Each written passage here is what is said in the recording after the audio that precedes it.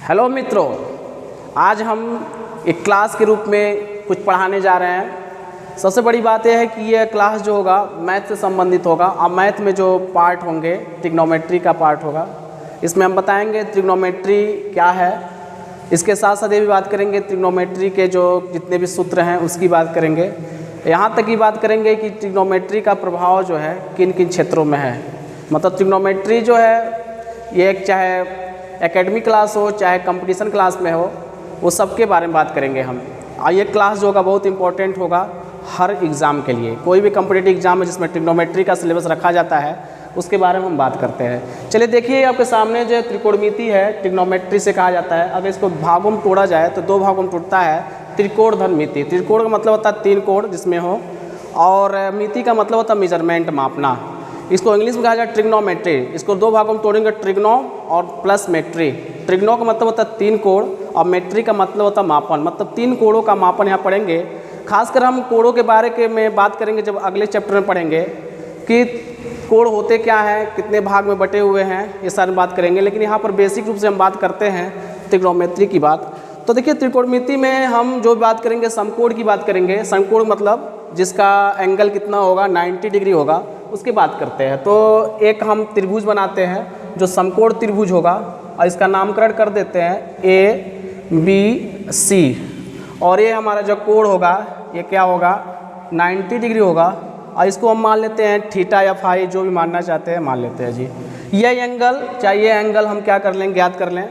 ये थीटा मानेंगे तो इसका आधार ये होगा। अगर ये एंगल मानते हैं तो ये आधार हमारा होगा। तो ये त्रिकोणमिति जो है, ये ट्रायंगल जो है तीन भागों में बंटता है। इनके तीन साइड होते हैं। पहले साइड को ये परपेंडिकुलर कहलाता है या लंब कहलाता है। हिंदी में लिखेंगे भी, अंग्रेजी दोनों में लिखेंगे। इसे पी से कहते हैं। हिंदी में इसको क्या कहते हैं, लंब कहते हैं, अंग्रेजी में परपेंडिकुलर। जबकि दूसरा साइड होता है ये BC, इसे आधार कहते हैं।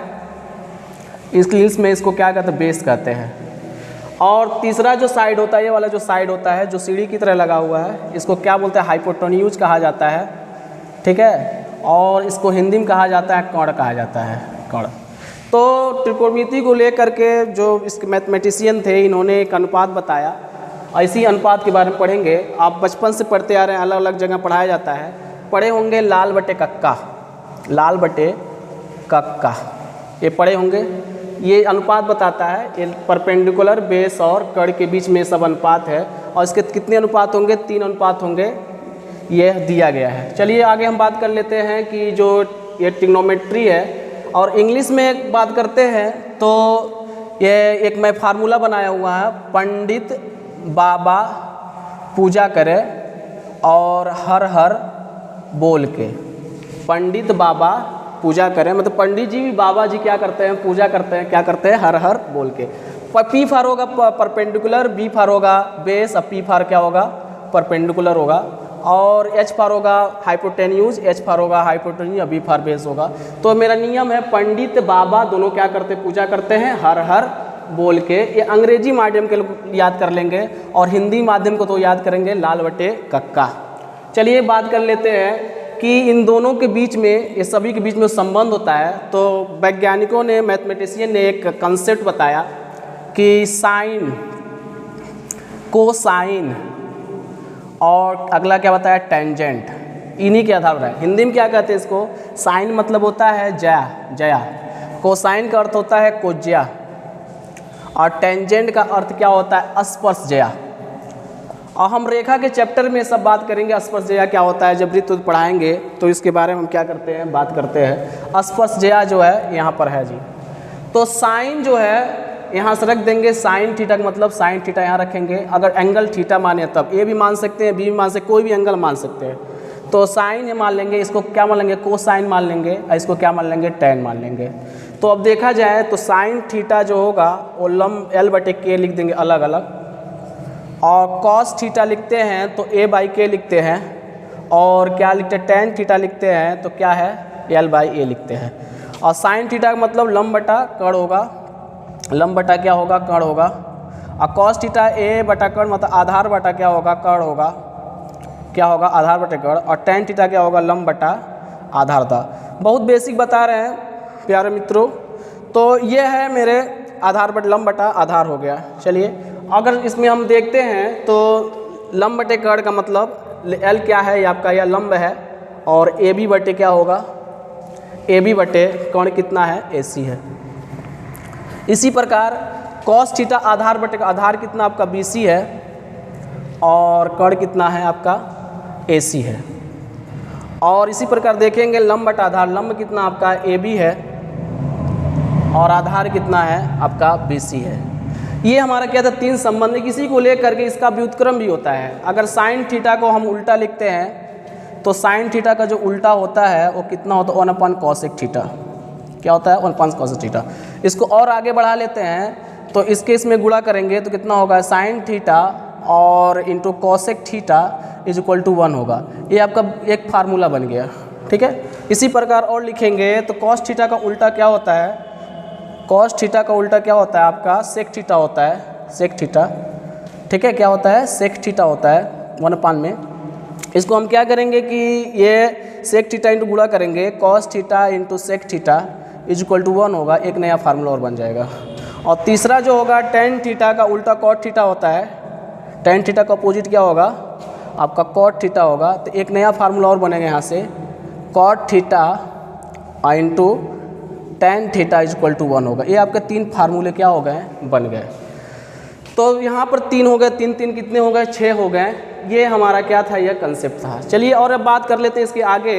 एक सूत्र भी पढ़े होंगे कि sine square theta plus cos square theta क्या है, 1 है। ये नियम दिया गया, सूत्र बताया गया, sine square theta plus cos square theta कितना होता है, 1 के बराबर होता है। तो यहाँ से मान निकाल सकते हैं 1 माइनस कॉस स्क्वायर थीटा का मान निकालते हैं तो 1 माइनस क्या हो जाएगा, साइन स्क्वायर थीटा होगा। और कॉस थीटा निकालेंगे तो दोनों पर स्क्वायर रूट ले लेंगे तो 1 माइनस क्या होगा, साइन स्क्वायर थीटा किस में होगा, अंडर रूट में होगा। तो यहाँ पर कॉस थीटा का मान निकल गया। इसी प्रकार क्या करेंगे, अगर साइन थीटा का मान निकालते हैं तो 1 माइनस कॉस स्क्वायर थीटा होगा, और साइन थीटा का मान साइन स्क्वायर थीटा का मान, तो sine square theta sine theta का मान कितना होगा, यहाँ पर अंडर रूट में हो जाएगा 1 माइनस कॉस स्क्वायर। जब चाहेंगे तो क्या इसका मान ज्ञात कर सकते हैं। एक बात और देख लीजिएगा, इसमें जो ये मान हम निकाल लिए हैं यहाँ से मान, एक सूत्र और होता है कि यहाँ से लिख देते हैं तो sine theta upon cos theta जो होता है वो किसके बराबर होता है, टेन थीटा के बराबर होता है। और इसका अपोजिट ले लेंगे, cos theta upon sine theta कितना होगा, कॉट थीटा होगा। क्या होगा, कॉट थीटा होगा। कभी कभी क्या करता है, ये सब सूत्र का प्रयोग करके हम जितने भी क्वेश्चन हैं उसको लगा सकते हैं। चलिए दोस्तों और बात कर लेते हैं हम लोग क्या कि ये जो साइन स्क्वायर थीटा और प्लस कॉस स्क्वायर थीटा बराबर 1 होता है, इसका कैसे उत्पत्ति होती है। तो उत्पत्ति के बारे में जो है ये इतना डिटेल नहीं पूछा जाता है, लेकिन एक बात हम बता देते हैं, इसको आगे क्लास में बता देंगे डिटेल कैसे इसका उत्पत्ति हुआ है। लेकिन इसी के सहारे बहुत सारे सूत्र निकलते हैं, वो सूत्र को हम निकाल लेते हैं। देखिए साइन स्क्वायर थीटा अब प्लस कॉस स्क्वायर थीटा क्या है आपका 1 होता है, ठीक है।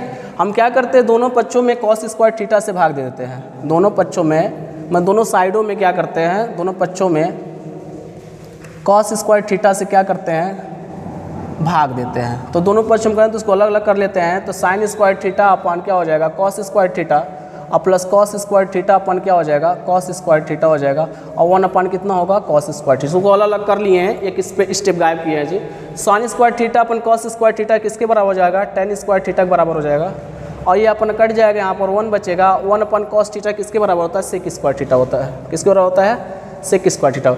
अब इसको इस साइड में ला लेंगे तो टेन स्क्वायर थीटा, जब साइड बदलता है जो चिन्ह बदल जाते हैं, प्लस का माइनस, माइनस का प्लस हो जाता है, तो प्लस से क्या होगा यहाँ पर माइनस हो जाएगा, सेक स्क्वायर थीटा। और ये साइड इस तरह जाएगा तो कितना होगा, -1 हो जाएगा। तो टेन स्क्वायर थीटा, अब माइनस का गुणा कर देते हैं तो sec square theta minus tan square theta is equal to कितना होगा, 1 होगा। तो और आगे इसको सॉल्व करेंगे तो क्या होगा, 1 plus tan square theta is equal to क्या होगा, यहाँ से देखिए 1 प्लस टेन स्क्वायर थीटा, ये इधर जाएगा और ये बच जाएगा क्या होगा, सेक स्क्वायर थीटा। एक नया सूत्र आपका जनरेट हो गया। इसी प्रकार जो हम क्या करते हैं, अगर दोनों पक्षों में हम साइन स्क्वायर थीटा से भाग दे देते हैं, क्या करते हैं, साइन स्क्वायर थीटा से भाग देते हैं, एक नया सूत्र और भी क्या होगा, जनरेट हो जाएगा। हाँ, तो साइन स्क्वायर थीटा लिख लेते हैं यहाँ से, और प्लस क्या लिखते हैं, cos square theta is equal to 1। हम दोनों पक्षों में क्या करते हैं, दोनों पक्षों में साइन स्क्वायर थीटा से डिवाइड कर देते हैं। तो साइन स्क्वायर थीटा से यहाँ तो एक स्टेप गायब करके लिख देते हैं, साइन स्क्वायर थीटा अपन साइन स्क्वायर थीटा हो जाएगा, अब प्लस कॉस स्क्वायर थीटा अपन क्या होगा, साइन स्क्वायर थीटा होगा, जो किसके बराबर होगा, 1 के बराबर होगा। 1 अपन कितना होगा, साइन स्क्वायर थीटा। ठीक है, दोनों पक्षों में किया जा रहा है, तो ये हमारा कट जाएंगे, यहाँ वैल्यू 1 बचेगी, यहाँ कॉस थीटा अपन साइन थीटा किसके बराबर होता है, कॉट स्क्वायर थीटा के बराबर होता है। 1 अपन साइन स्क्वायर थीटा क्या हो जाएगा, कोसेक स्क्वायर थीटा होगा, क्योंकि पहले हम अनुपात को बता चुके हैं जी। अब इसको पक्षांतर कर लेते हैं, तो यहाँ कितना हो जाएगा, cot square theta minus cosec square theta. ठीक है, और उधर जाएगा तो क्या होगा, -1 हो जाएगा, माइनस से गुणा कर लेंगे, या माइनस से गुणा कर लेते हैं तो क्या हो जाएगा, कोसेक स्क्वायर थीटा और -1 हो जाएगा। इधर जाता है तो क्या हो, साइड जब चेंज होते हैं तो प्लस माइनस हो जाते हैं, तो माइनस क्या हो जाएगा, यहाँ पर क्या होगा, यहाँ पर माइनस कॉट स्क्वायर थीटा होगा।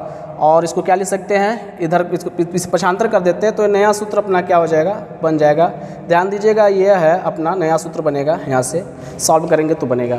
ठीक है, तो यहाँ से था। ठीक है, माइनस कॉसेक स्क्वायर थीटा से क्या करेंगे, भाग देंगे, तो क्या होगा, cosec square theta equal to 1 plus cot square theta होगा।